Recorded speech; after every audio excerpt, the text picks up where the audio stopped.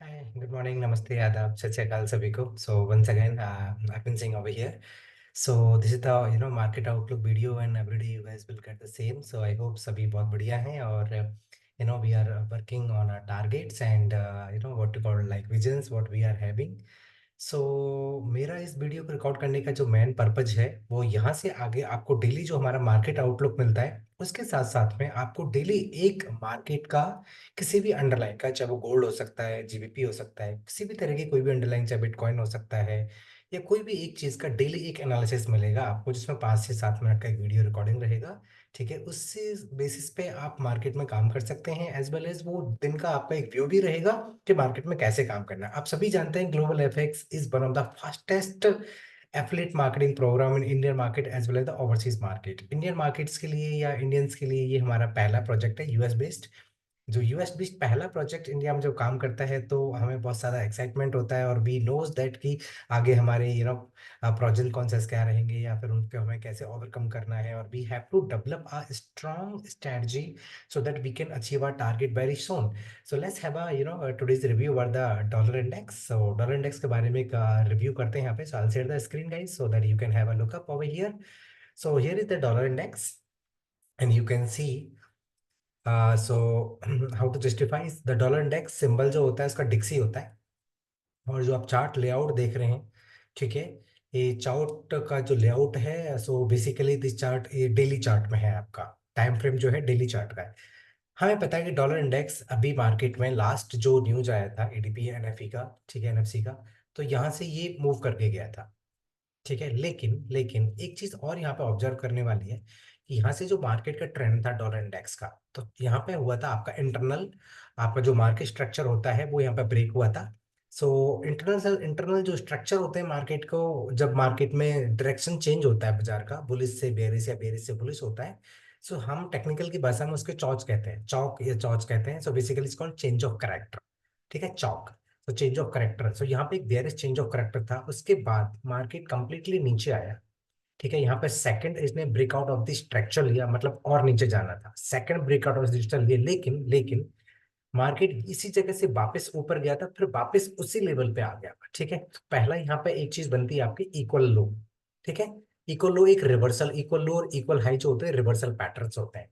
Second चीज, एक चीज था यहाँ पे हम लोग देखेंगे, एक बुलिश ऑर्डर ब्लॉक बना हुआ है। ऑर्डर ब्लॉक क्या होता है, व्हेन इंस्टीट्यूशनल जब एंट्री लेते हैं मार्केट में, ठीक है, तो उसको वो रिवैलिडेट करते हैं, ठीक है, मिटिगेट करते हैं, मिटिगेशन के बाद में वो मार्केट वहां से रिटेस्ट होकर के रिवर्सल लेता है। जैसे सपोज टू भी यहाँ से, यहाँ पे हमारा ऑर्डर ब्लॉक प्रिंट हुआ था, ऊपर गया, तो इंस्टीट्यूशनल वाले वापस उसको उसी प्राइस पे लेके आना बहुत जरूरी था, वापस उसी प्राइस पे लेके गए। अब यहाँ से इसका हाई ब्रेक करेगा, अब कहां तक जाएगा, ऊपर भी हमारा एक ऑर्डर ब्लॉक है, ठीक है, जो कॉन्सिक्वेंट एंक्रोचमेंट है वो इस प्राइस का है, तो यहाँ से जो डॉलर इंडेक्स होगा हमारा, ठीक है, इस प्राइस से लेकर के यहाँ तक जाएगा।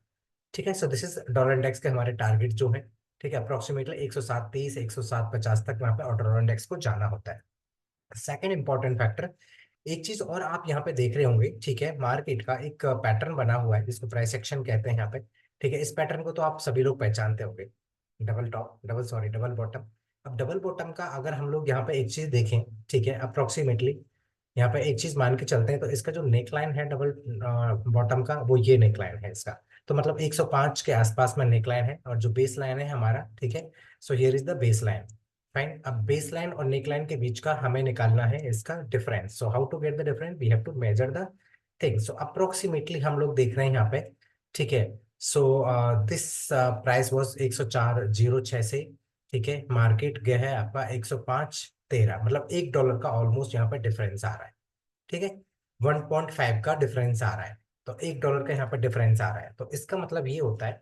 Now the point is 105 market अगर 20 पे है, 106.20 तो जाएगा, 106.20 106.25 जाएगा। तो अप्रोक्सी हम लोग यहाँ पे एक मान के चलते हैं कि यहाँ से अगर आज ब्रेकआउट लेता है मार्केट 105.20 के ऊपर, अगर आज क्लोजिंग लेता है, ठीक है, तो next target we can saturate somewhere else around 105 106.20 के आसपास में। ठीक है, तो वी कैन सैचुरेट, और मोस्टली मार्केट का जो बॉटम लेवल आता है वो इस जगह पे आता है। ठीक है, गॉट इट। तो 107, और इससे नीचे का जो यहाँ पे, क्योंकि ऊपर भी इक्वल यहाँ पे लो बनाएगा बाजार, ठीक है, तो we have to consider these levels over here, somewhere else यहाँ पे इक्वल जाएगा। सो 1022 1050 के 106.20 से 106.50 तक का मार्केट का आउटलुक रहेगा डॉलर इंडेक्स का। Now the important things by dollar index is most important because dollar index is one thing जहां से आपको पूरे मार्केट का, दुनिया की हर अंडरलाइन का एक ओवरऑल व्यू मिलता है। ठीक है, चाहे वो गोल्ड है या आपका कोई भी अंडरलाइन क्रॉस पेयर्स हैं या माइनर पेयर हैं या मेजर पेयर्स हैं या क्रिप्टो करेंसीज हैं, चाहे आपका CFDs हैं, CFD means contract for differentiation. ठीक है, सो अभी ऑलरेडी मार्केट रन हो रहा है, ऑलरेडी स्टार्ट हो गया। आप देखेंगे यहाँ पे जैसे ये नेगेटिव जो चौक बना था, यहाँ पे पॉजिटिव चौक बन गया है। ठीक है, मतलब यहाँ से मार्केट के बुलिश टर्न आने वाला है। मतलब इसका मतलब ये होता है कि नेगेटिव रहेगा गोल्ड के लिए, GBP के लिए, ऑस्ट्रेलिया के लिए, ठीक है, यूरो के लिए, और पॉजिटिव रहेगा स्विस फ्रैंक के लिए, जापानीज येन के लिए, ठीक है, NZD के लिए नेगेटिव रहेगा, कनाडा के लिए पॉजिटिव रहेगा। ठीक है, तो ये सारे पॉजिटिव कॉरलेशन में ऊपर जाएंगे, बाकी के मेजर पेयर्स जो मोस्टली हैं, ठीक है, जो USD डिनोमिनेटेड हैं, ठीक है, वो नीचे आ जाएंगे।